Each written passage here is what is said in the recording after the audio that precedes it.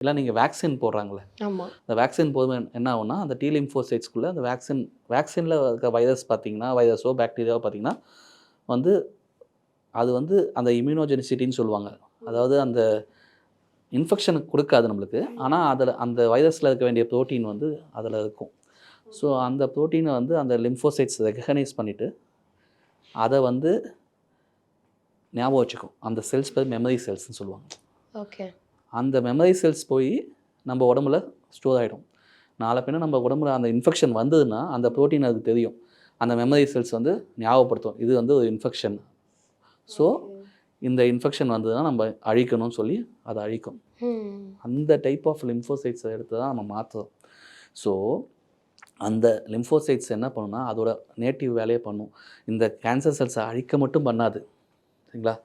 அதுவும் அந்த memory செல்ஸாக differentiate, அந்த கார் டி செல்ஸ் வந்து மெமரி செல்ஸாக டிஃப்ரென்ஷியேட் பண்ணி உடம்புல எல்லா இடத்துலையும் போய் ஹைட் ஆகிடும், சரிங்களா? எஸ்பெஷலி தைமஸ்னு ஒரு ஆர்கன் இருக்குது, அங்கே ஹைட் ஆகலாம். போன் மேரோக்குள்ளே ஹைட் ஆகிடும், லிவர்ஸில். ஸோ அங்கே ஹைட் ஆகிடும். நாளை பின்ன கேன்சர் அதே டைப் ஆஃப் கேன்சர் வளர்ந்தாலும் திருப்பி டிஃப்ரென்ஷியேட் பண்ணி அழிக்கும்.